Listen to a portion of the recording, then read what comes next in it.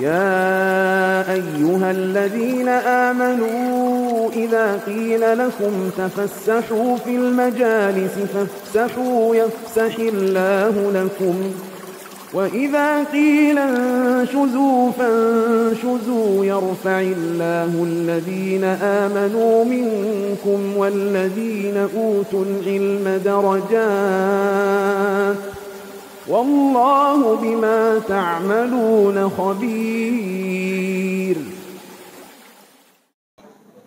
بسم الله الرحمن الرحيم. السلام عليكم ورحمة الله وبركاته.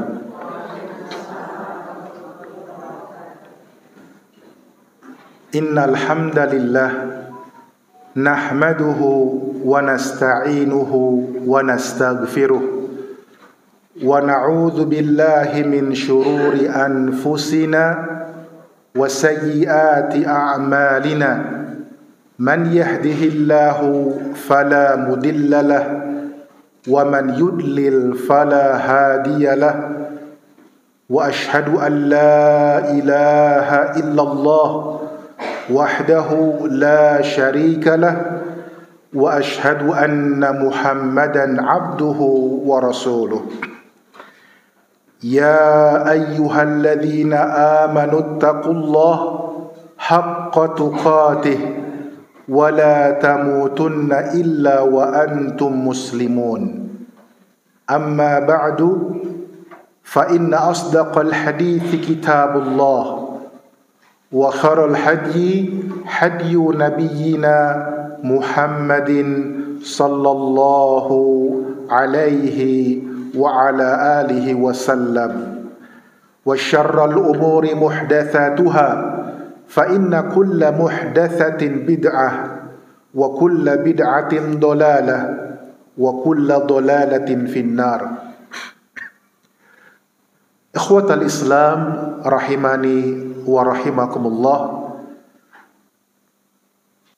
Para akhwat dan ibu-ibu muslimah yang semoga dimuliakan Allah Subhanahu wa ta'ala. Alhamdulillah, dengan nikmat dari Allah Subhanahu wa ta'ala, kita pada kesempatan hari ini, di hari Rabu, di hari yang pertama di bulan Rajab tahun 1446 Hijriah, bertepatan dengan tanggal 1 Januari 2025 Masehi, di Masjid Al-Istiqomah Taman Yasmin Bogor, kita dapat hadir di majlis ini untuk bersama-sama mempelajari ilmu yang bermanfaat insyaallah ta'ala.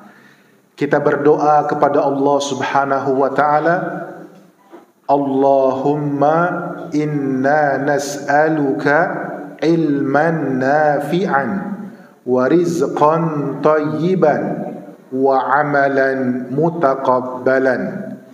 Ya Allah, sesungguhnya kami mohon kepadamu ilmu yang bermanfaat, rizki yang halal, dan amal ibadah yang diterima.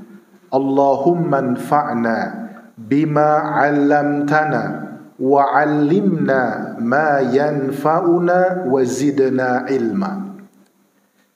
Ya Allah, ajarkanlah kepada kami apa-apa yang bermanfaat bagi kami, dan jadikanlah bermanfaat segala sesuatu yang kami pelajari, dan tambahkanlah kepada kami ilmu yang bermanfaat.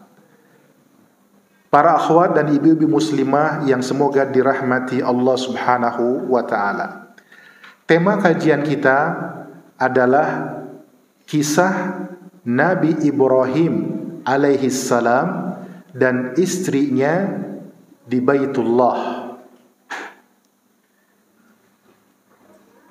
Berbicara tentang Nabi Ibrahim alaihi salam, Nabi dan utusan Allah Subhanahu wa ta'ala, maka kita sebagai umat Nabi Muhammad sallallahu alaihi wasallam diperintahkan oleh Allah Subhanahu wa taala untuk mengambil teladan dari Nabi Ibrahim alaihi salatu wassalam. Allah Subhanahu wa taala berfirman dalam Al-Qur'an surat Al-Mumtahanah ayat yang keempat.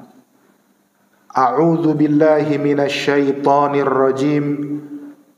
Qad kanat lakum uswatun hasanatun fi Ibrahim walladzina ma'ahu. Sungguh telah ada suri teladan yang baik bagi kalian pada Nabi Ibrahim dan orang-orang yang bersama dengannya.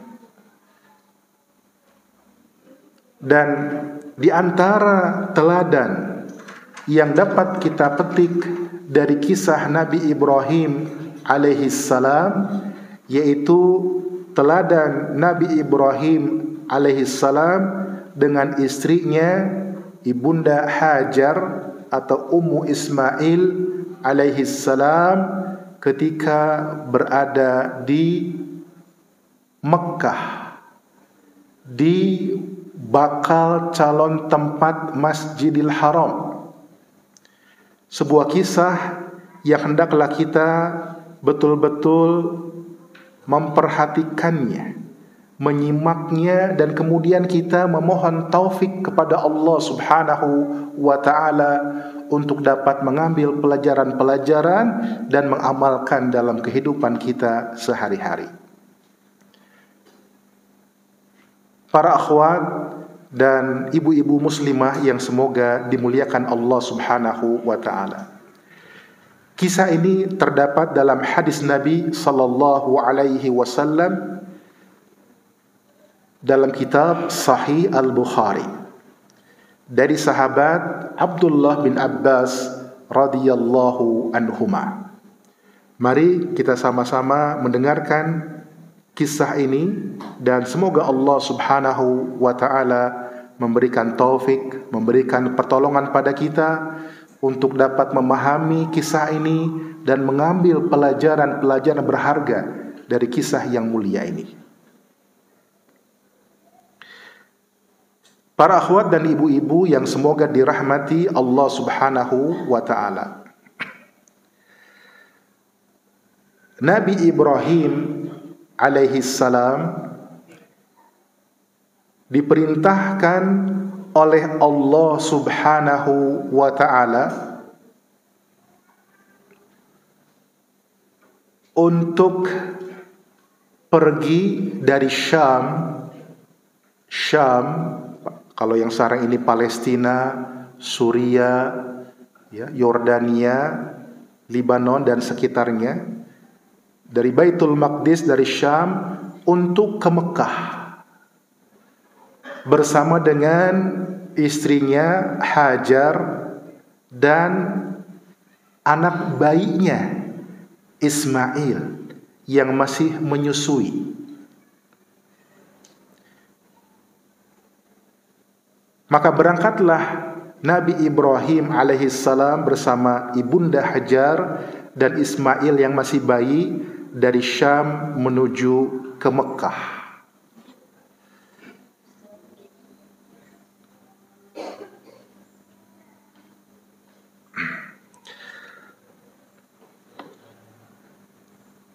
Yang mana pada saat itu di Mekah berupa lembah yang tandus, padang pasir yang tandus, yang tidak banyak pohon-pohonnya, tidak ada tanam-tanamannya, ya. Bakal calon dibangunnya Baitullah Ka'bah Al-Musyarrafah. Berkata sahabat Abdullah bin Abbas radhiyallahu anhuma, Ibrahim alaihissalam membawa Ummu Ismail, Ibunda Hajar, beserta anaknya yaitu Ismail yang masih menyusui, dan meletakkan mereka, mengantarkan mereka di dekat bait calon Ka'bah yang akan didirikan Ka'bah di situ. Di dekat sebuah pohon yang besar dan di atas calon lokasi air Zam-Zam yang waktu itu tidak ada orang lain sama sekali dan tidak ada air sama sekali. Tetapi Nabi Ibrahim alaihi salam tetap mengantarkan, meletakkan keluarganya di tempat tersebut dengan dibekali satu kantong yang isinya kurma dan satu kantong yang berisi air minum. Kemudian Nabi Ibrahim alaihissalam pergi meninggalkan keluarganya kembali ke Syam, yang saat itu Ibunda Hajar Ummu Ismail mengikuti Nabi Ibrahim dan mengatakan, "Ya Ibrahim, kemana engkau akan pergi? Mengapa engkau tinggalkan aku di lembah ini yang tidak ada teman ataupun orang yang lainnya?" Terus menerus Ibunda Hajar bertanya pada Ibrahim, "Wahai Ibrahim, hendak kemana engkau pergi meninggalkanku di tempat yang tidak ada orang dan tidak ada yang lainnya?" Tetapi Nabi Ibrahim alaihi salatu wassalam tetap terus berjalan pergi dan tidak menoleh sama sekali. Maka kemudian Ibunda Hajar mengatakan, "Wahai Ibrahim, apakah Allah yang memerintahkanmu untuk melakukan ini?"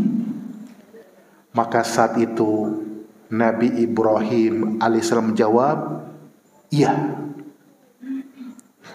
Maka kemudian Ibunda Hajar menjawab, "Kalau begitu, maka pasti Allah tidak akan menyia-nyiakan kami di sini."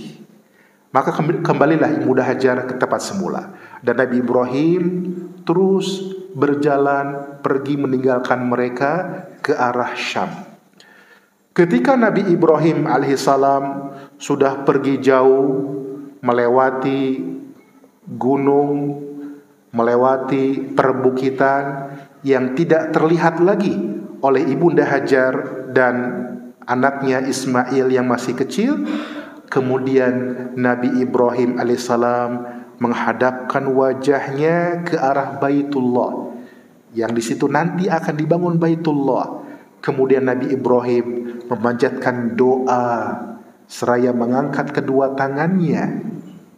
Doa Nabi Ibrahim ini terdapat dalam Al-Quran surat Ibrahim ayat 37, yaitu Rabbana inni askantu min dzurriyyati biwadin ghairi dzi zar'in 'inda baitikal muharram Rabbana liyuqimus salata faj'al af'idatan minan nas tahwi ilaihim warzuqhum minats thamarati la'allahum yashkurun.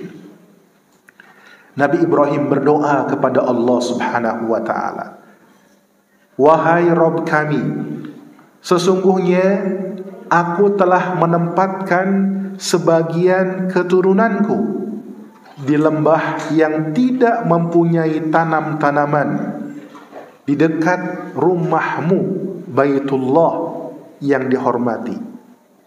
Wahai Rabb kami, yang demikian itu agar mereka mendirikan solat, maka jadikanlah hati sebagian manusia cenderung kepada mereka, dan berilah rizki mereka dari buah-buahan, mudah-mudahan mereka bersyukur." Ini doa Nabi Ibrahim alaihi salatu wassalam ketika sudah berjalan jauh, tidak terlihat lagi oleh Ibunda Hajar dan anaknya Ismail, menghadapkan wajahnya ke arah Baitullah, mengangkat kedua tangannya. Rabbana inni askantu min dzurriyyati biwadin ghairi dzi zar'in 'inda baitikal muharram. Rabbana liyuqimus shalah faj'al af'idatan minan nas tahwi ilaihim warzuqhum minats thamarati la'allahum yashkurun. Para akhwat dan ibu muslimah yang semoga dirahmati Allah Subhanahu wa taala. Setelah itu Ibunda Hajar mulai menyusui bayinya Ismail.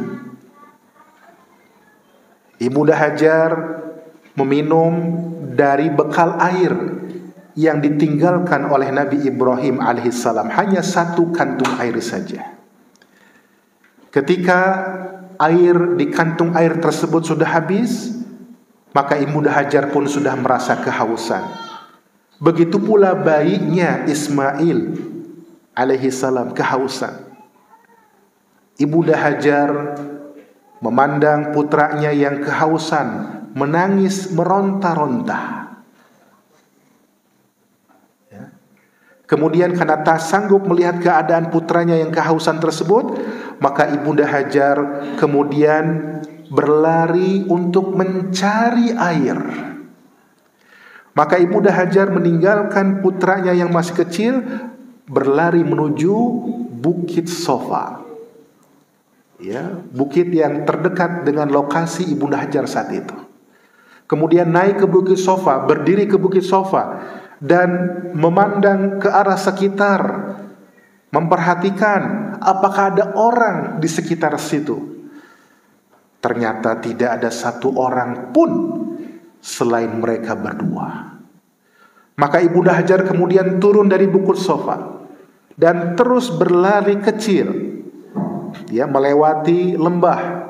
Dalam riwayat yang lain, beliau mengangkat ujung pakaiannya, berlari kecil seperti orang yang sedang sungguh-sungguh berusaha, sampai kemudian ke Bukit Marwah. Ketika di Bukit Marwah, Ibunda Hajar berdiri dan memeriksa keadaan sekitar, memandang keadaan sekitar, apakah ada orang yang terlihat. Namun tidak ada seorang pun di situ.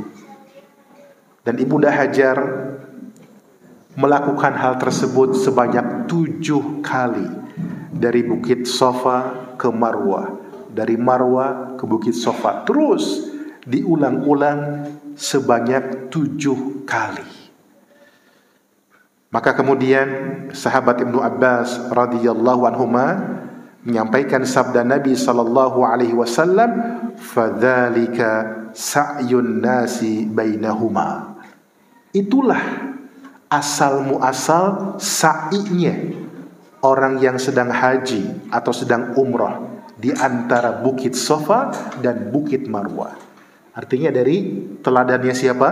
Ibunda Hajar. Ketika Ibunda Hajar sudah sampai di Bukit Marwah setelah 7 kali bolak-balik, Ibunda Hajar mendengar suara. Maka Ibunda Hajar mengatakan pada hatinya sendiri, diamlah. Kemudian Ibunda Hajar mencari-cari di mana suara tersebut. Kemudian Ibunda Hajar mengatakan kepada sumber suara tersebut, engkau sudah memperdengarkan suaramu. Bila engkau bisa menolong, maka tolonglah. Ternyata sumber suara tersebut berasal dari malaikat. Dari malaikat di tempat air Zam-Zam, yang sedang mencari air. Dalam riwayat yang lain, mengepakkan sayapnya ke tanah sehingga muncullah air. Maka muncullah air. yang disebut dengan air Zam-Zam. Ibunda Hajar pun kemudian membendung air tersebut, menciduknya ke dalam kantung airnya, ya. Dan air tersebut menyembur setelah diciduk oleh Ibunda Hajar, setelah diambil oleh Ibunda Hajar. Maka sahabat Ibnu Abbas menyampaikan sabda Nabi sallallahu alaihi wasallam, "Yarhamullahu ummu Ismail. Lau tarakat Zamzama atau qala lau lam taghrif minal ma' lakanat Zamzamu 'ainan ma'inan." Kata Nabi sallallahu alaihi wasallam, semoga Allah merahmati Ummu Ismail, itu Ibunda Hajar. Sekiranya dia membiarkan air Zam-Zam tersebut, atau sekiranya dia tidak menciduk air Zam-Zam tersebut, tentulah air Zam-Zam itu sudah menjadi mata air yang mengalir di atas muka bumi. Ya. Kemudian sahabat Ibnu Abbas melanjutkan kisahnya dari sabda Nabi sallallahu alaihi wasallam, maka Ibunda Hajar pun kemudian minum dari air Zam-Zam tersebut dan menyusui anaknya Ismail alaihissalam.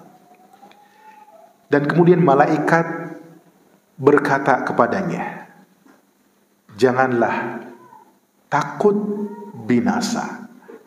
Sesungguhnya di sini adalah Baitullah, rumah Allah. Kata malaikat, anak ini, maksudnya bayi Ismail dan ayahnya, nanti akan membangunnya, mendirikannya. Dan sungguh Allah subhanahu wa ta'ala tidak akan menyia-nyiakan orang-orang yang dekat dengannya. Kemudian setelah itu, ya, Ibunda Hajar menyusui anaknya, ya. Saat itu belum ada orang sama sekali, dan tempat yang menjadi Baitullah itu lebih tinggi dibandingkan dengan tanah di sekitarnya, ya. Dan air tersebut terus mengalir dari Zam-Zam, ya, sehingga mengalir ke arah di sebelah kirinya atau di sebelah kanannya karena tanahnya lebih tinggi daripada sekitarnya. Sampai terus menerus keadaannya sampai suatu waktu ada sekelompok orang, sekelompok kaum dari suku Jurhum, ya, yang datang ke tempat tersebut, ke bakal calon Baitullah. Mereka datang dari jalan yang disebut dengan Jalan Kada. Mereka tahu karena melihat ada burung yang terbang berputar-putar. Mereka tahu kalau ada burung yang terbang berputar-putar, itu cirinya bahwa di tempat tersebut ada airnya, ya. Mereka mengatakan sungguh burung itu berputar-putar di terbang karena ada air, ya. Sementara kita tahu sebelumnya lembah tersebut tidak ada air di sana. Maka kemudian mereka mengutus satu atau dua orang utusan. Kemudian ternyata mereka temukan ada air di sana, ya. Kemudian utusan tersebut kembali ke rombongan mereka, suku Jurhum, ya, yang berasal dari negeri Yaman. Kemudian memberitahukan tentang ada air di sana. Maka mereka pun akhirnya datang dan mereka menjumpai Ibunda Hajar Ummu Ismail berada di dekat air Zam-Zam. Maka mereka mengatakan, apakah engkau mengizinkan kami untuk singgah di tempatmu ini? Ibunda Hajar mengatakan, ya, silakan. Tetapi kalian tidak punya hak atas air ini. Maka mereka mengatakan, baik. Ya. Di permintaan izin dari suku Jurhum itu, disetujui atau mendapat restu dari ibunda Hajar, Ummu Ismail, ya, karena dia pun senang. Kenapa senang? Karena tidak merasa kesepian lagi. Ada orang-orang yang lain.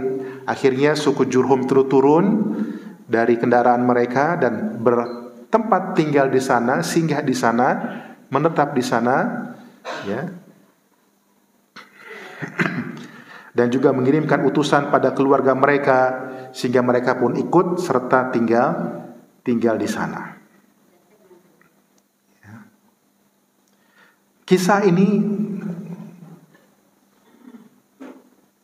panjang, ya, panjang.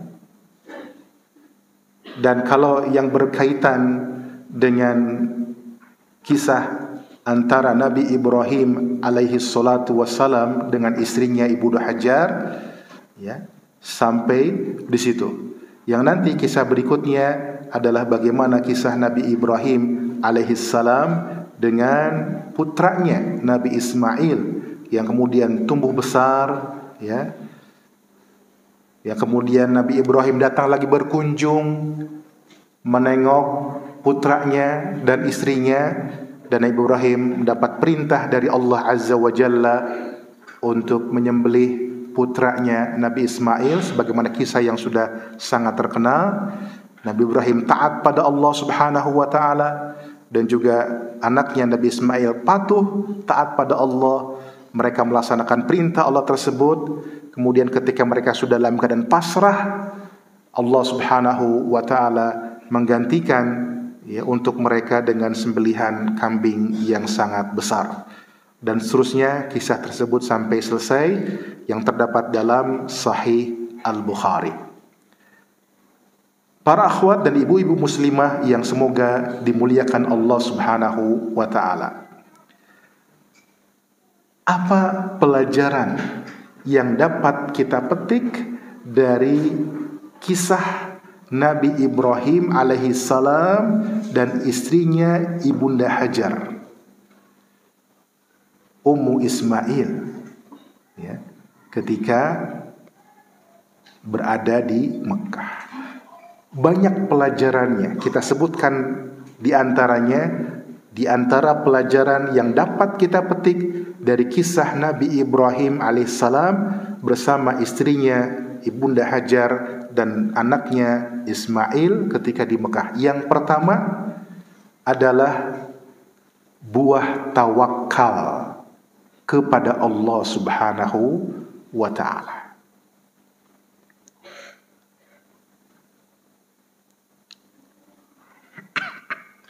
Buah tawakal kepada Allah Subhanahu wa ta'ala. Dari kisah yang tadi sudah saya bacakan, ya, ketika Nabi Ibrahim alaihissalam menempatkan istrinya dan anaknya di lembah yang tidak ada orang sama sekali, tidak ada tanam-tanaman. Kemudian Nabi Ibrahim alaihissalam pergi kembali menuju ke negeri Syam. Istrinya Ibunda Hajar mengikutinya, mengejar dari belakang, mengatakan, "Wahai Ibrahim, hendak pergi kemana engkau? Wahai Ibrahim, kenapa engkau tinggalkan kami di tempat yang tidak ada orang?" Terus ditanya seperti itu, sampai kemudian, dan Nabi Ibrahim tidak menjawab sama sekali. Sampai kemudian Ibunda Hajar bertanya, mengatakan apa? "Wahai Ibrahim, apakah Allah yang memerintahkanmu untuk melakukan ini?" Dijawab oleh Nabi Ibrahim alaihissalam, "Iya." Maka seketika itu Ibunda Hajar mengatakan, "Kalau begitu, maka pasti Allah tidak akan menyia-nyiakan kami di sini." Ini adalah menunjukkan bukti bagaimana tawakal yang kuat kepada Allah Subhanahu wa ta'ala. Ya, dalam riwayat yang lain Ibunda Hajar mengatakan, "Cukuplah bagiku Allah sebagai penolongku." Dalam riwayat yang lain mengatakan, "Aku ridho kepada Allah Subhanahu wa ta'ala." Ya. Dengan tawakal tersebut bagaimana hasilnya, ibu-ibu dan akhwat sekalian? Ya. Pasti awalnya ada kesulitan, ya. Airnya habis, mencari air, lari dari Bukit Safa ke Bukit Marwah 7 kali putaran. Berusaha terlebih dahulu. Kemudian Allah Subhanahu wa ta'ala memberikan jalan keluar, adanya air Zam-Zam. Ya. Maka pelajaran pertama adalah buah tawakal kepada Allah Subhanahu wa ta'ala. Tentang tawakal, Allah Subhanahu wa ta'ala berfirman dalam surat At-Talaq ayat yang ketiga, "Wa may yatawakkal 'ala Allah fahuwa hasbuh." Dan barang siapa yang bertawakal kepada Allah, niscaya Allah akan mencukupkan keperluannya. Ya. Tawakal kepada Allah, menyerahkan urusan kepada Allah Subhanahu wa ta'ala. Setelah ia menempuh jalan dan sebabnya, maka Allah Azza wa Jalla akan mencukupi keperluan-keperluannya.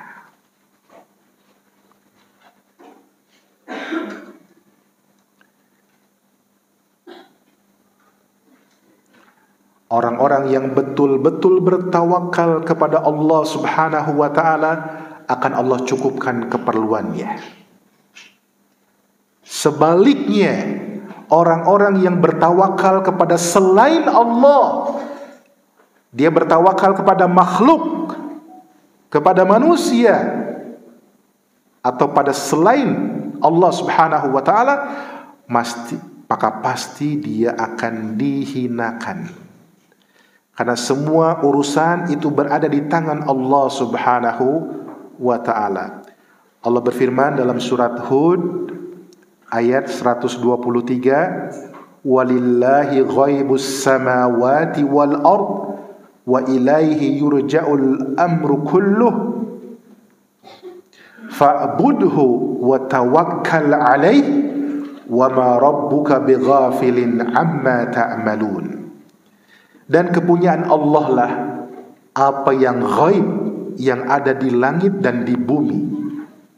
Kepada Allah lah dikembalikan urusan-urusan semuanya.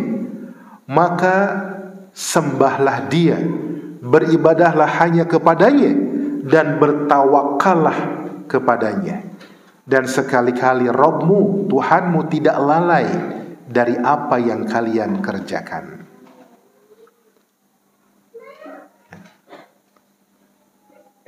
Ayat-ayat tentang tawakal banyak.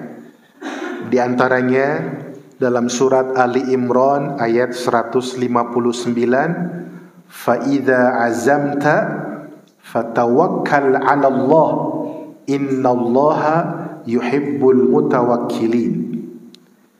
Kemudian apabila kamu telah membulatkan tekad, berazam, maka bertawakallah kepada Allah. Sesungguhnya Allah mencintai orang-orang yang bertawakal kepadanya.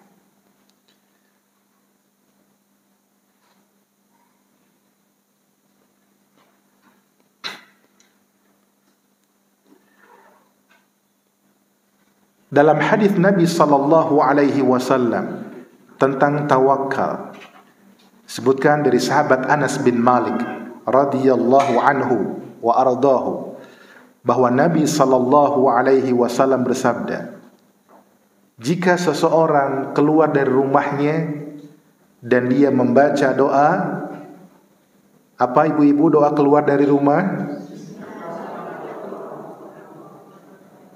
Bismillahi tawakkaltu 'ala Allahi la haula wala quwwata illa billah. Dengan nama Allah aku bertawakal kepada Allah, tidak ada daya dan upaya kecuali atas pertolongan Allah. Maka saat itu dikatakan kepadanya, engkau telah mendapatkan hidayah, engkau telah dicukupi, dan engkau telah dijaga. Dan syaitan itu menyingkir darinya. Dan syaitan yang lain berkata kepada syaitan yang menyingkir, bagaimana mungkin kamu bisa menguasai orang yang sudah diberi hidayah dan sudah dicukupi dan sudah dijaga? Hadis ini diriwayatkan Imam Abu Dawud, Imam Tirmidzi, Imam An-Nasa'i, disahihkan oleh Syekh Albani rahimahullahu taala. Kemudian di antara keutamaan tawakal yang lain disebutkan dalam hadis Nabi sallallahu alaihi wasallam yang sahih dalam riwayat Imam Bukhari juga dari sahabat Abdullah bin Abbas radhiyallahu anhuma tentang 70.000 di antara umat Nabi Muhammad sallallahu alaihi wasallam yang akan masuk surga tanpa dihisab dan tanpa diadab. Ya. Jadi disebutkan dalam hadis yang panjang tersebut, Nabi pernah diperlihatkan umat-umat. Nabi melihat ada seorang nabi diikuti oleh 3 sampai 10 orang pengikut.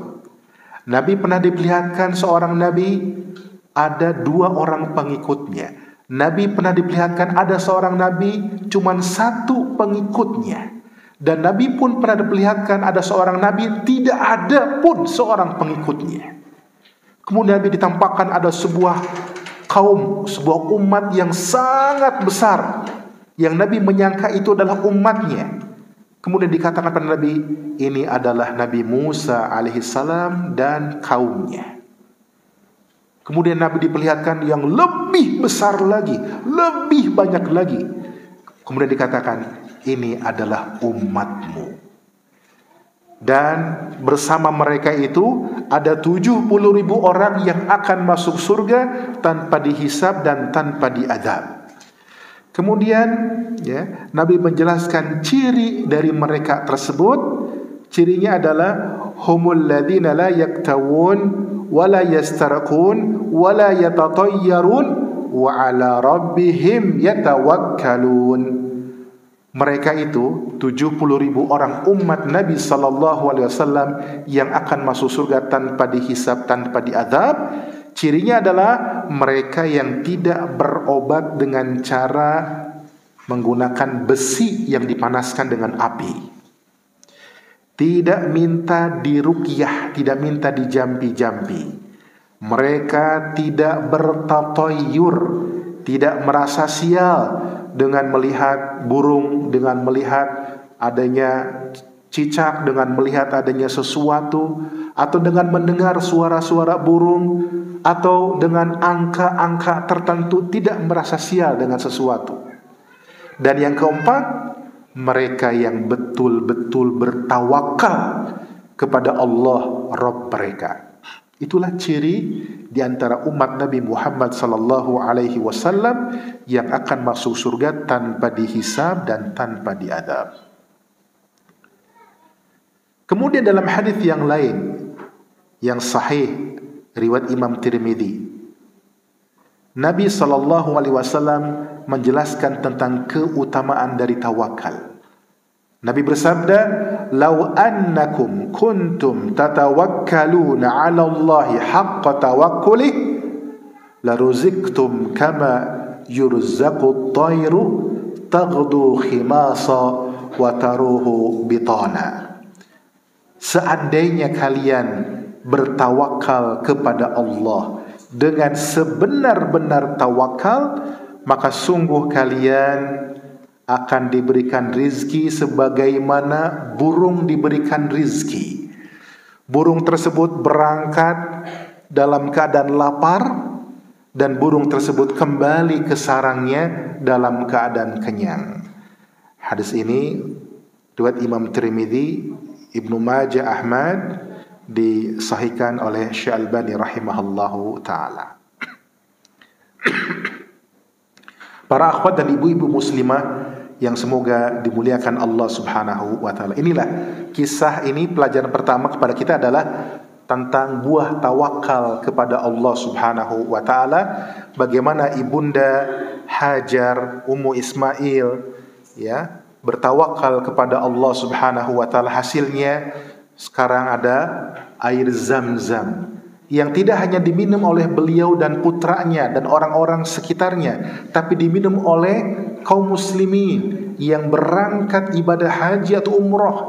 Terus sekian juta orang atau sekian banyak orang meminum air Zam-Zam, air yang penuh dengan keberkahan, air yang dikatakan oleh Nabi sallallahu alaihi wasallam, ma'u Zamzam lima syuriba lahu. Air Zam-Zam itu bergantung untuk tujuan apa dia diminumnya.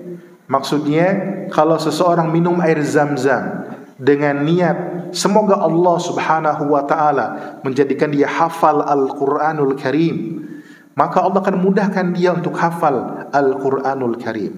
Kalau dia minum Zam-Zam dengan niat semoga Allah Subhanahu wa taala memberikan padanya ilmu yang bermanfaat, maka Allah Subhanahu wa taala akan mudahkan dia untuk mendapatkan ilmu yang bermanfaat. Kalau dia minum Zam-Zam dengan niat semoga Allah sembuhkan penyakit yang ada pada dirinya, maka Allah Subhanahu wa taala pun mudahkan dia untuk menyembuhkan penyakit pada dirinya. Ma'u Zamzam lima syuribu lahu. Air Zam-Zam bergantung untuk tujuan apa dia diminum. Dan juga dalam hadis yang lain tentang air Zam-Zam, Nabi sallallahu alaihi wasallam bersabda, "Innaha mubarakatun wa hiya ta'amu tu'min wa shifa'u suqmin." Air tersebut, air Zam-Zam adalah air yang penuh dengan keberkahan, mubarakah, penuh dengan keberkahan. Kedudukannya sebagai makanan yang mengenyangkan, sebagai makanan yang mengenyangkan dan merupakan obat dari segala macam penyakit. Hadis ini terdapat dalam kitab Manasikul Haji wal Umrah. Ini pelajaran yang pertama, yaitu buah tawakal kepada Allah Subhanahu wa ta'ala. Sekarang kita ambil pelajaran kedua. Pelajaran kedua dari kisah Nabi Ibrahim alaihissalam dan istrinya Ibunda Hajar, Ummu Ismail di calon Baitullah, yaitu melakukan sebab atau ikhtiar adalah bagian dari ajaran agama kita. Melakukan sebab atau ikhtiar adalah bagian dari ajaran agama kita. Tadi pada pelajaran yang pertama kita dapatkan bahwa pelajaran adalah tawakal kepada Allah. Tawakal kepada Allah bukan berarti tidak melakukan sebab, bukan berarti tidak berusaha, tapi tetap dengan melaksanakan sebab, dengan tetap berusaha. Allah Subhanahu wa ta'ala berfirman dalam surat Az-Zariyat ayat 22. Wa fis samaa'i rizqukum wa ma tu'adun. Dan di langit terdapat sebab-sebab rezekimu, dan terdapat pula apa-apa yang dijanjikan kepadamu. Kemudian dalam surat Al-Mulk ayat 15, Allah Subhanahu wa ta'ala berfirman, huwallazi ja'ala lakumul arda dhalulan famshu fi manakibiha wa kulu min rizqihi wa ilaihin nusyur. Dialah Allah yang menjadikan bumi itu mudah bagi kamu, maka berjalanlah di segala penjurunya dan makanlah sebagian dari rezekinya, dan hanya kepadanya lah kamu akan dibangkitkan.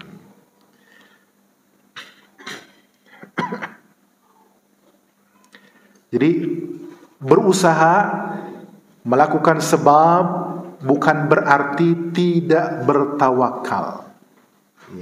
Pengertian tawakal yang benar adalah dia sandarkan sepenuhnya hatinya kepada Allah Subhanahu wa ta'ala dengan tetap melaksanakan sebab-sebab yang disyariatkan. Ini tawakal yang benar. Kalau hanya mengandalkan kepada sebab, dia hanya bersandar pada ikhtiar saja, bersandar pada usaha saja, tanpa menyerahkan hati dia, urusan dia kepada Allah, ini pun tidak dibenarkan. Ya, artinya seakan-akan dia tidak memerlukan pertolongan Allah Subhanahu wa ta'ala. Maka barang siapa yang hanya bersandar pada sebab saja, pada usaha saja, maka dia akan diserahkan, wukila ilaihi, diserahkan pada urusan tersebut. Allah tidak akan memberikan pertolongan padanya. Tapi seorang muslim, dia menyandarkan, menyerahkan hatinya sepenuhnya kepada Allah dengan tetap melaksanakan sebab, melaksanakan ikhtiar. Ini tawakal yang benar. Lihat dalam kisah tadi, Nabi Ibrahim alaihissalam beserta istrinya Ummu Ismail. Ya, apakah Ibunda Hajar diam saja sehingga kemudian muncul air Zam-Zam? Jawabnya adalah tidak. Apa yang dilakukan oleh Ibunda Hajar? Berusaha mencari air. Ya, berlari-lari kecil dari Bukit Sofa ke Bukit Marwah. Siapa tahu ada orang, siapa tahu ada air. Lari lagi sampai 7 putaran, 7 bolak-balik. Jadi ini usaha terlebih dahulu. Ya. Ini pelajaran dari kisah Ibunda Hajar Ummu Ismail yang bertawakal kepada Allah namun juga tetap berusaha.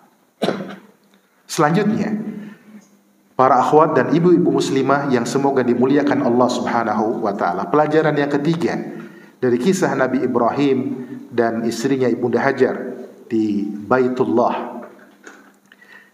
Pelajarannya adalah doa.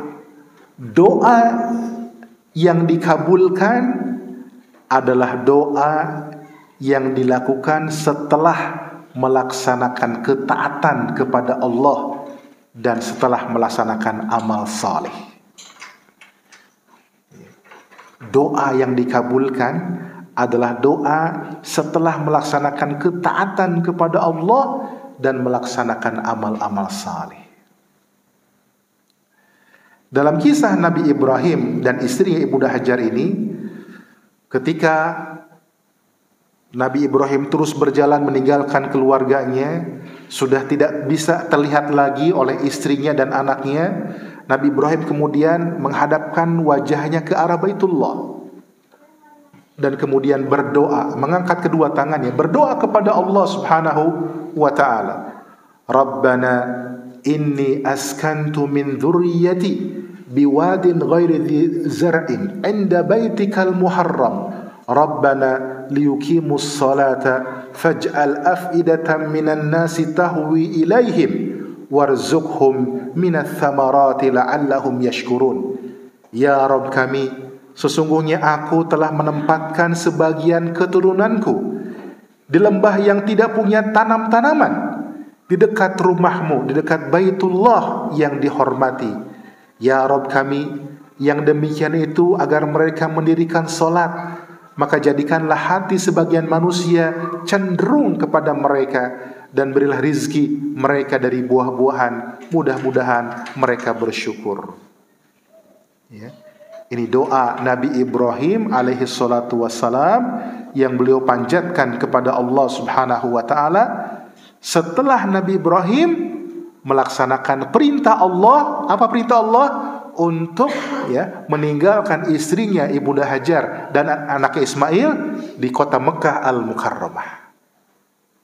Setelah melaksanakan perintah Allah, Nabi Ibrahim berdoa kepada Allah Subhanahu wa ta'ala, maka Allah pun mengabulkan doanya Nabi Ibrahim. Ya. Dikabulkan doa Nabi Ibrahim. Ya. Di sekitar Ka'bah orang-orang mendirikan sholat dan hati sebagian manusia cenderung kepada mereka. Ya. Dan banyak rezeki dari buah-buahan. Ya, walaupun itu padang pasir, banyak rezeki dari buah-buahan. Kalau ibu-ibu yang Allah berikan kelapangan rezeki berangkat ibadah haji, ibadah umrah di Mekah, ya, itu melihat banyak sekali buah-buahan, banyak. Ya, padahal nggak ada pohonnya di situ. Ya. Tapi ada saja di sana berbagai macam buah-buahan. Ini berkat doanya siapa?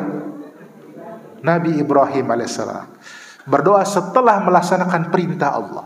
Laksanakan dulu perintah Allah Subhanahu wa taala, kemudian berdoa kepada Allah Subhanahu wa taala, maka Allah pun akan mengabulkan doanya.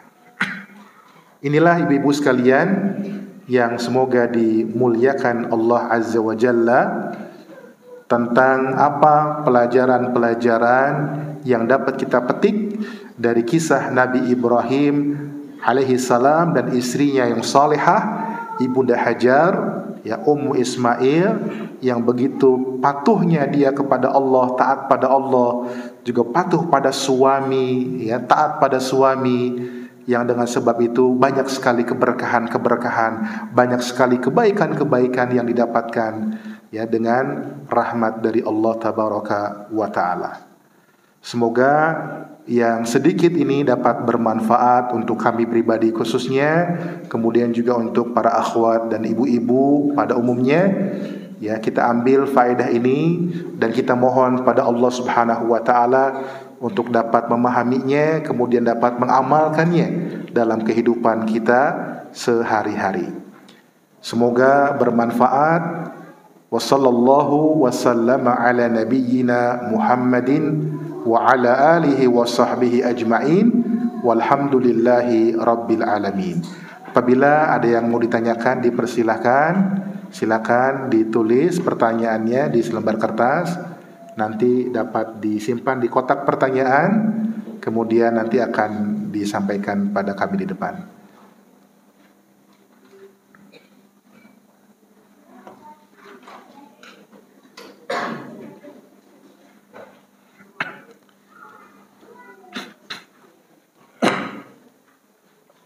Bismillah.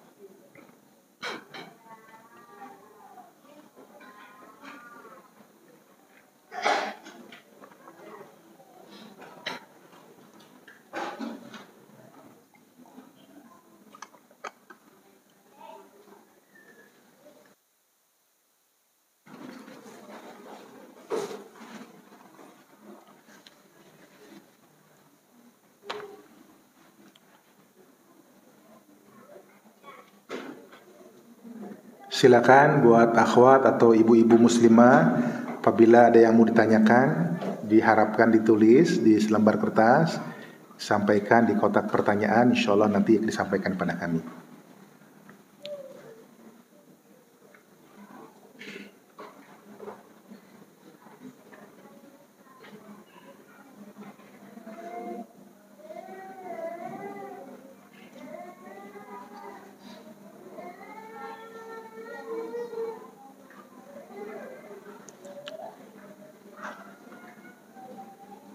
Ada yang mau ditanyakan ibu-ibu?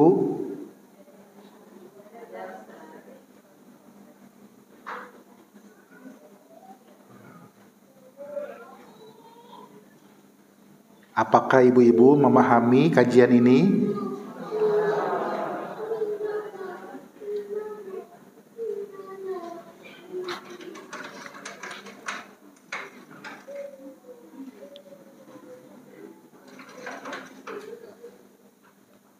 Dari yang hadir di sini, ada yang mau bertanya?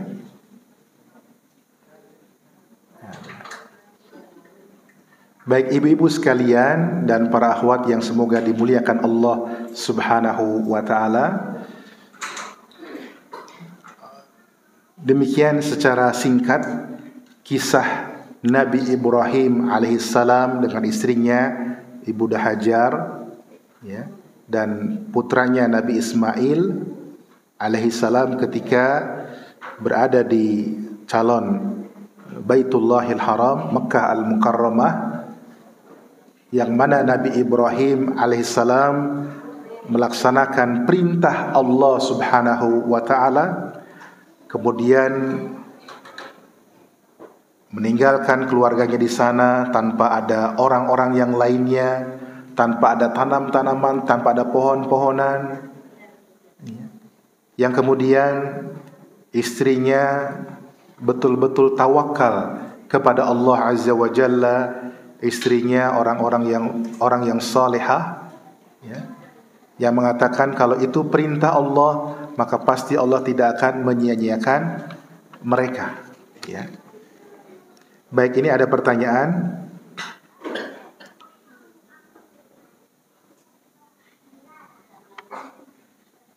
Apabila ikhtiar kita udah maksimal, doa juga dirasa sudah maksimal, tapi belum terkabul, apa kita terus berdoa meminta kepada Allah atau menyudahi harapan kita tersebut?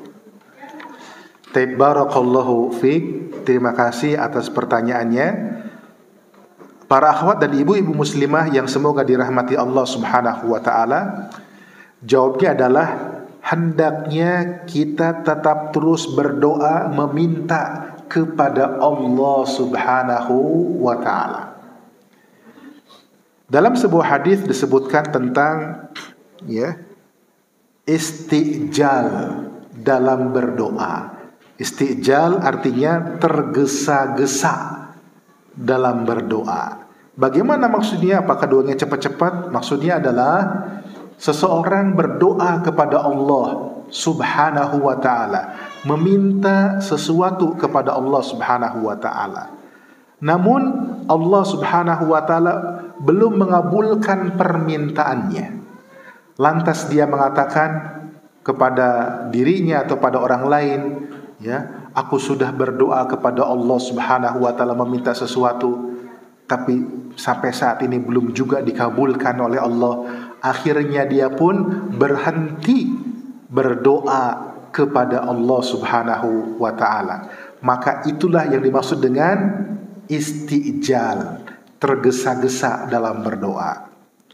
Ibu-ibu dan para akhwat yang semoga dirahmati Allah, ketahuilah Allah Subhanahu wa taala berfirman, "Ud'uni astajib lakum." Hendaklah kalian berdoa kepadaku, pasti aku akan kabulkan. Bentuk pengabulan doa kita oleh Allah Subhanahu wa taala itu ada 3 macam, 3 bentuk. Sebagaimana dijelaskan oleh para ulama, di antaranya dalam tafsir Ibnu Katsir rahimahullahu taala. Pengabulan yang pertama adalah Allah Subhanahu wa taala mengabulkan doa kita sesuai dengan apa yang kita minta kepada Allah Subhanahu wa taala langsung di dunia ini. Ya. Contohnya bagaimana? Umpamanya seseorang berdoa kepada Allah Subhanahu wa taala, ya. Seorang suami istri yang sudah berkeluarga berdoa pada Allah supaya dikaruniakan anak, ya, meminta supaya diberikan anak oleh Allah Subhanahu wa taala, maka Allah kabulkan, diberikan anak, ya. Atau contoh yang lain, seseorang sedang diuji dengan sakit, berdoa kepada Allah diberikan kesembuhan, Allah berikan kesembuhan.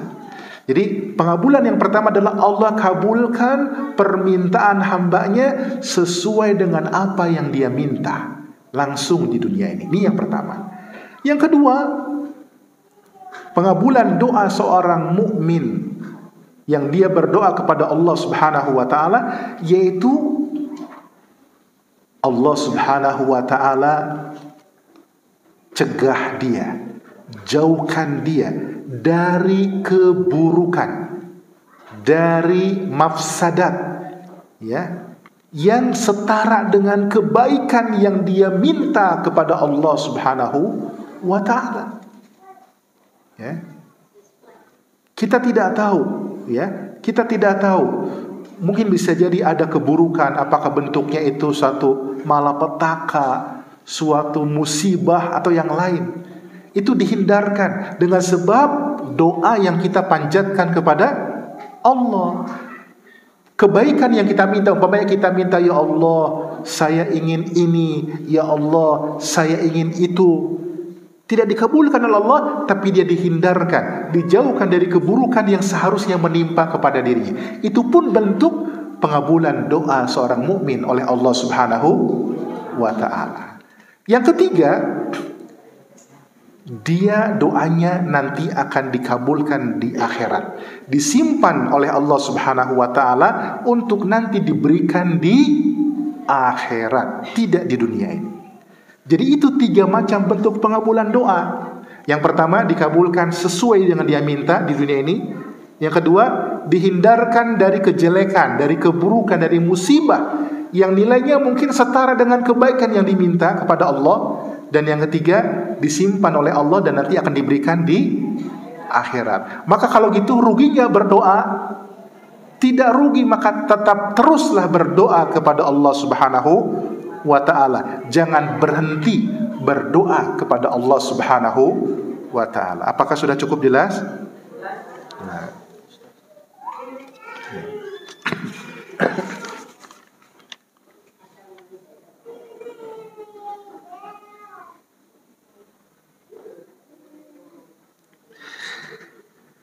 Ada pertanyaan yang berikutnya.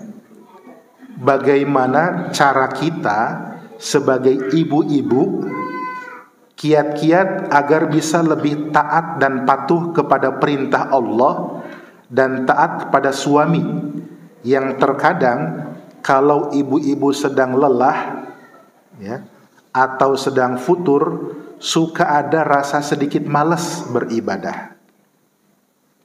Ya. Bagus ini pertanyaannya, ibu-ibu sekalian yang semoga dimuliakan Allah Subhanahu wa ta'ala. Ketahuilah, di antara kiat agar ibu-ibu, ya, dapat lebih taat kepada Allah Subhanahu wa ta'ala, taat pada suami, ketahuilah ibu-ibu sekalian bahwasannya kita manusia diciptakan oleh Allah Subhanahu wa ta'ala untuk beribadah kepada Allah Subhanahu wa ta'ala. Allah berfirman dalam surat Az-Zariyat ayat 56, "Wa ma khalaqtul jinna wal insa illa liya'budun." Tidaklah aku menciptakan jin dan manusia kecuali agar mereka beribadah kepadaku. Dan ibadah itu, ibu-ibu, punya rukunnya. Ada 3 pilar, 3 rukun ibadah. Yang pertama adalah mahabbah, cinta. Yang kedua, khauf, takut. Dan yang ketiga, roja, berharap. Yang pertama, mahabbah. Seorang muslim, mukmin, ketika beribadah kepada Allah, agar betul-betul terasa lezat ibadah dia pada Allah, harus ada rasa cinta kepada Allah Subhanahu wa ta'ala. Ini pokok rukun ibadah, cinta kepada Allah Subhanahu wa ta'ala. Yang kedua, dan 3-tiganya harus ada. Yang kedua harus ada al-khauf, takut kepada azab Allah Subhanahu wa ta'ala. Ya, harus ada rasa takut kepada azab Allah Subhanahu wa ta'ala. Ketahuilah ibu-ibu sekalian, azab yang paling ringan di api neraka adalah untuk Abu Thalib, pamannya Nabi. Yaitu dia diberikan sendal atau semacam sendal dari api neraka yang apinya hanya sampai ke 2 mata kakinya saja. Ya, apinya cuma sampai ke 2 mata kakinya saja. Namun dengan sebab itu otak di kepalanya mendidih. Itu azab yang paling ringan. Dan dia, Abu Thalib, menyangka bahwa dirinya orang yang paling berat azabnya dalam api neraka. Padahal hakikatnya yang paling ringan. Ya. Maka kedua, hendaklah munculkan rasa takut kita kepada azab Allah. Ini yang kedua. Yang ketiga, rukunnya dalam ibadah adalah adanya roja.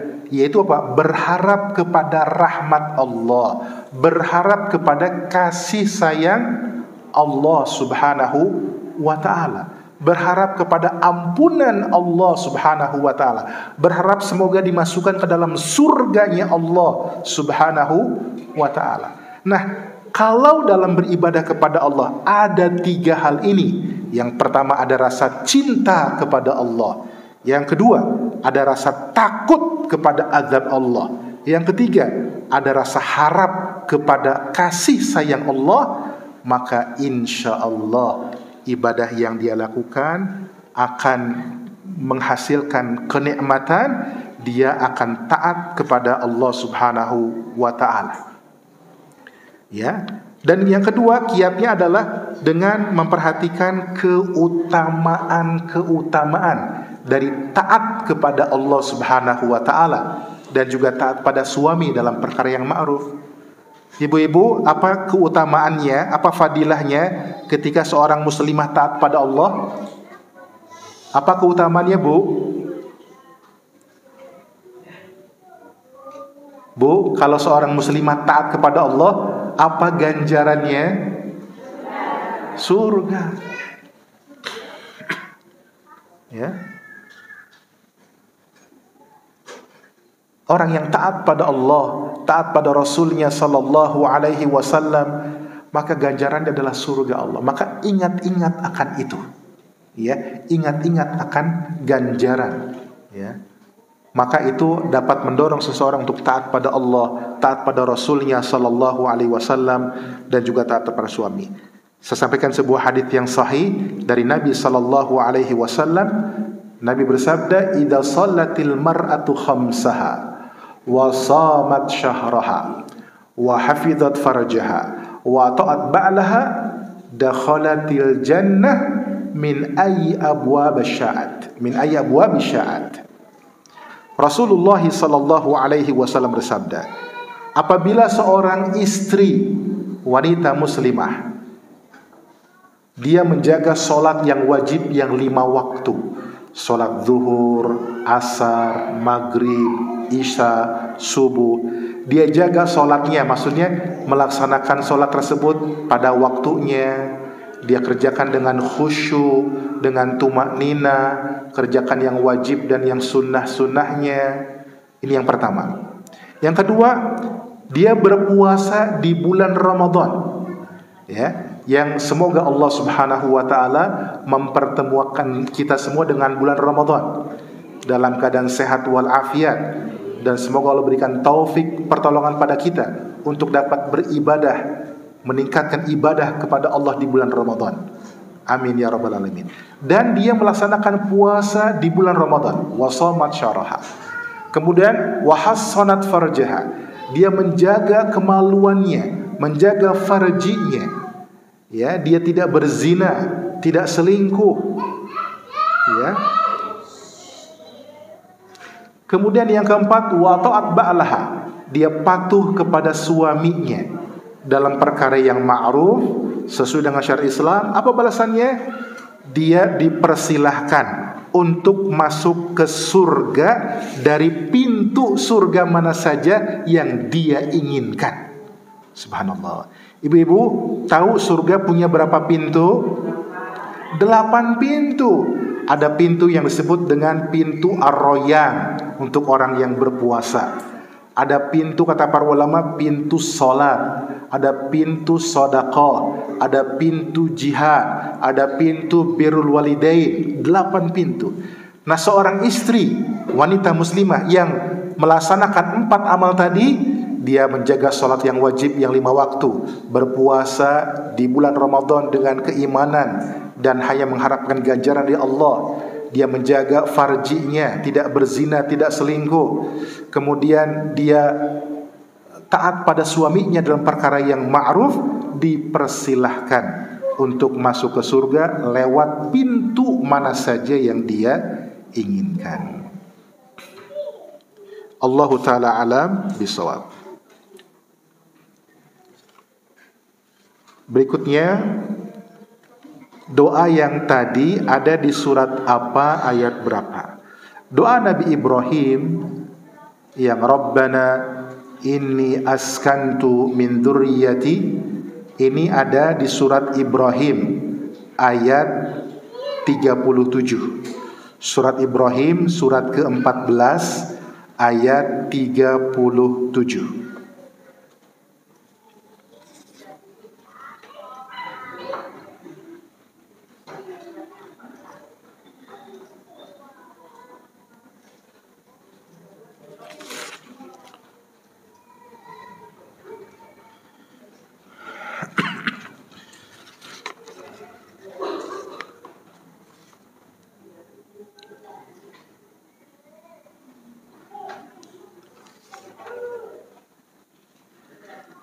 Pertanyaan selanjutnya, bagaimana perintah solat di zaman Nabi Ibrahim alaihissalam? Ya, solat sudah ada ya sebelum perintah solat kepada Nabi kita yang mulia Nabi Muhammad sallallahu alaihi wasallam. Bagaimana caranya? Disebutkan dalam riwayat, solat tersebut dilaksanakan 2 rakaat. 2 rakaat. Ya, salatnya dilaksanakan 2 rakaat, 2 rakaat. Ada rukunya, ada sujudnya, ya, dan dilaksanakan 2 rakaat, 2 rakaat. Ya. Namun dalam syariat kita, syariat Nabi Muhammad sallallahu alaihi wasallam, salat yang wajib, ya, ada 5 kali salat dalam sehari semalam. Zuhur 4 rakaat, asar 4 rakaat, maghrib 3 rakaat, isya 4 rakaat, dan subuh 2 rakaat. Ya. Wallahu ta'ala alam bisawab.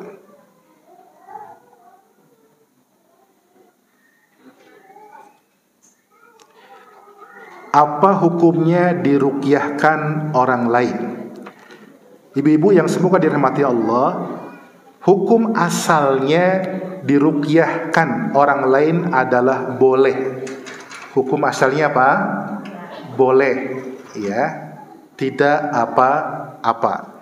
Namun disebutkan dalam hadis tentang 70.000 di antara 70.000 orang umat Nabi Muhammad sallallahu alaihi wasallam yang akan masuk surga tanpa dihisab dan tanpa diazab. Ciri mereka adalah salah satunya tidak minta diruqyah oleh orang lain. Tidak mengatakan, wahai fulan, wahai fulana, tolong ruqyah saya. Ya, tidak minta seperti itu. Ya.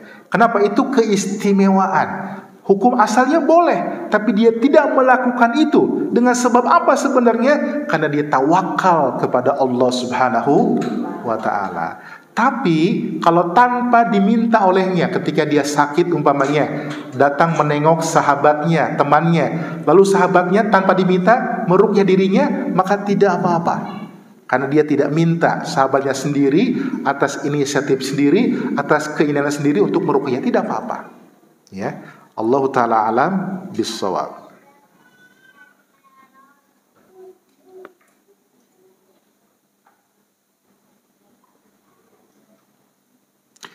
Apakah boleh hukumnya menirakati tirakat suami seperti membacakan surat khusus atau mempuasakannya? Nah, ibu-ibu yang semoga dimuliakan Allah Subhanahu wa ta'ala, ibadah yang kita lakukan hendaknya mengikuti contoh Nabi Muhammad sallallahu alaihi wasallam, selain ikhlas karena Allah Subhanahu wa ta'ala. Kita membaca kalimat syahadat asyhadu an la ilaha illallah wa asyhadu anna Muhammadar Rasulullah. Aku bersaksi bahwa tidak ada ilah, tidak ada Tuhan, tidak ada sembahan yang berhak untuk diibadahi dengan benar kecuali hanya Allah, dan aku bersaksi bahwasannya Nabi Muhammad sallallahu alaihi wasallam adalah utusan Allah. Nah, syahadat tentang persaksian Nabi Muhammad sallallahu alaihi wasallam utusan Allah adalah kita beribadah kepada Allah hanya menurut tuntunan Nabi kita yang mulia Nabi Muhammad sallallahu alaihi wa ala alihi wasallam. Maka kita lihat ya, ibadah itu kita lihat ada tuntunannya tidak dari Nabi sallallahu alaihi wasallam. Ada contohnya tidak dari Nabi sallallahu alaihi wasallam. Karena kata para ulama, al-aslu fil ibadati at-tahrim hatta dalla dalilun alaihi, ya.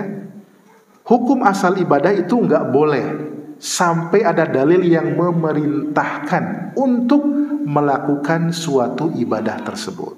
Berbeda dengan urusan duniawi.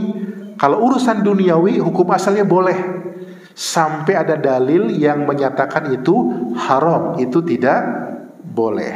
Nah, karena ini urusan ibadah, maka kita lihat tentang tirakat, ya, atau membacakan surat khusus, atau mempuasakan suami. Hal yang seperti ini, ya, tidaklah ada contohnya dari Nabi sallallahu alaihi wasallam, ya. Sehingga kita sebagai seorang muslim dan muslimah yang tadi sudah bersyahadat, yang cinta kepada Nabi Muhammad sallallahu alaihi wasallam, kita tidak melaksanakannya, ya. Karena sekalipun dilaksanakan maka tidak akan diterima oleh Allah Subhanahu wa taala.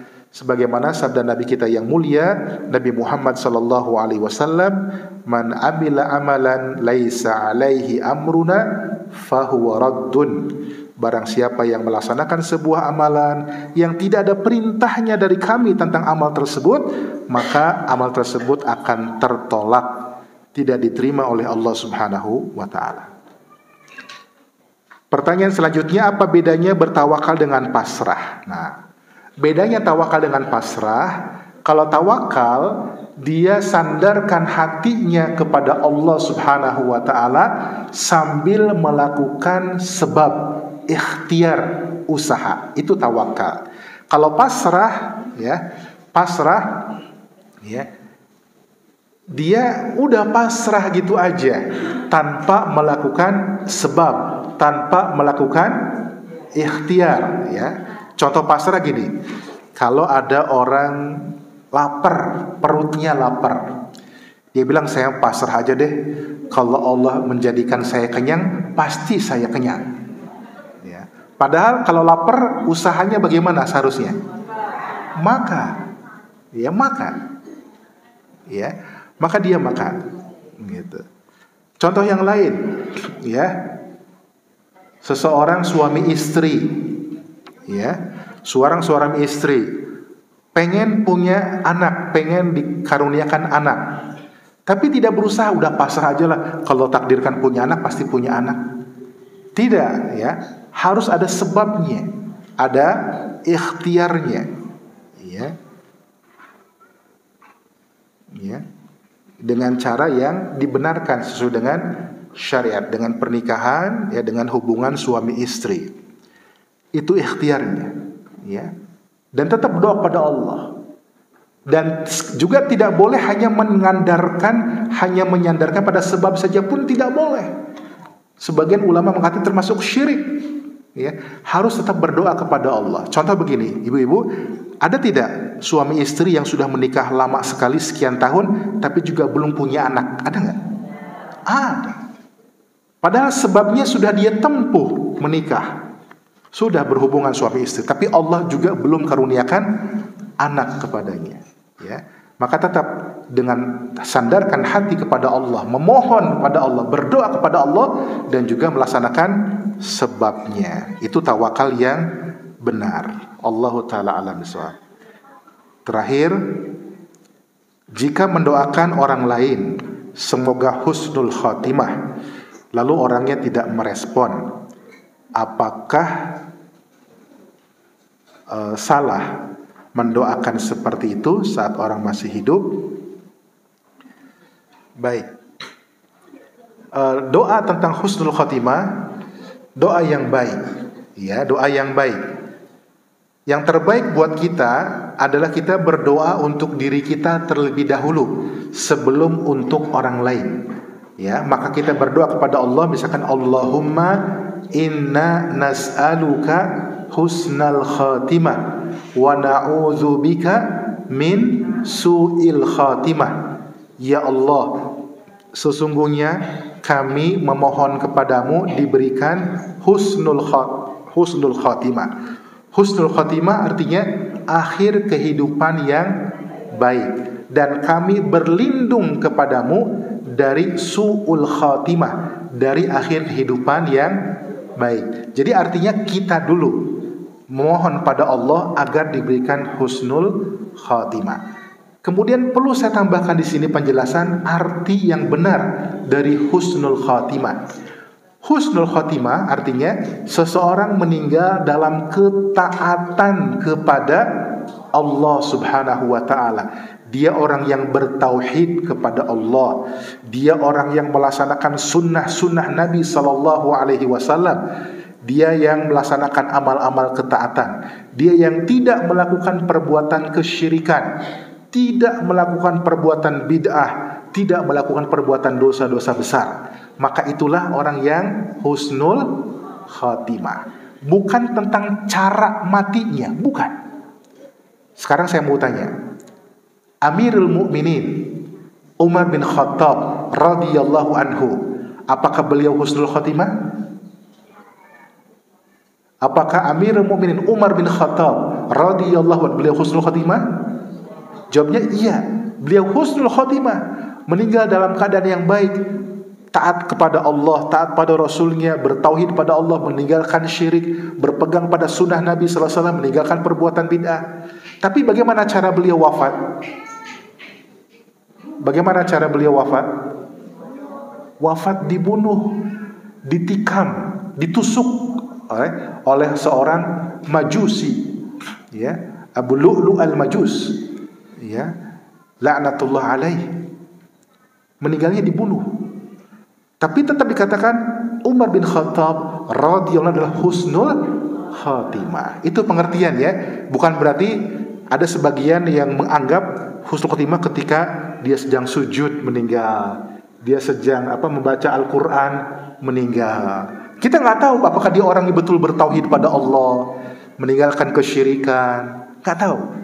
Tapi itu ya, iya, makna yang benar husnul khatimah mereka yang wafat kepada Allah dalam ketaat pada Allah, taat pada Rasulnya, bertauhid kepada Allah, meninggalkan kesyirikan, melaksanakan sunnah Nabi, meninggalkan perbuatan bid'ah. Itu yang namanya husnul khatimah. Nah, setelah kita berdoa untuk diri kita sendiri, baru kita berdoa untuk orang lain. Ya. Nah, kalau ada orang yang masih hidup, ya, kemudian doakan semoga husnul khatimah, pada dasarnya boleh-boleh saja. Dasarnya boleh-boleh saja, ya. Namun umumnya ini adalah untuk orang yang sudah wafat, orang yang sudah meninggal. Namun juga doa yang diajarkan Nabi lebih baik untuk kita amalkan. Apa doa yang kita diajarkan oleh Nabi ketika ada orang meninggal dunia? Allahumma gfir lahu warhamhu wa'afihi wa'fu anhu wa akrim nuzulahu wa wasi' mudkhalahu waghsilhu bil ma'i wal thalji wal barad wa naqqihi minal khataya kama yunaqqa thawbal abyadu minad danas wa abdilhu daran khairan min darihi wa ahlan khairan min ahlihi wa zawzan khairan min zawjihi wa adkhilhul jannah wa'idhu min adzabil qabri wa adzabin nar. Ini doa yang diajarkan Nabi sallallahu alaihi wasallam atau doa dalam salat jenazah. Ini yang terbaik, ya, doa yang diajarkan Nabi sallallahu alaihi wa ala alihi wasallam. Baik, sudah selesai semua pertanyaan, semoga bermanfaat. Yang benar datangnya dari Allah Subhanahu wa taala. Adapun yang salah datang dari kelemahan diri saya sendiri dan gangguan syaitan, dan saya mohon ampun pada Allah Subhanahu wa taala. Kita tutup kajian kita dengan berdoa kepada Allah Subhanahu wa taala. Allahumma qsim lana min khasyyatika ma tahulu bihi bainana wa baina ma'asik wa min ta'atika ma tuballighuna bihi jannatak wa minal yaqini ma tuhawwilu bihi alaina masa'ibad dunya. Allahumma matti'na bi asma'ina wa absarina wa quwwatina ma ahyaitana waj'alhu al-waritha minna waj'al tha'rana 'ala man zalamana wansurna 'ala man adana wa la taj'al musibatana fi dinina wa la taj'alid dunya akbar hammina ولا مبلغ علمنا ولا تسلط علينا من لا يرحمنا سبحانك اللهم وبحمدك أشهد أن لا إله إلا أنت أستغفرك وأتوب إليك وصلى الله وسلم على نبينا محمد وعلى آله وصحبه أجمعين والحمد لله رب العالمين والسلام عليكم ورحمة الله وبركاته.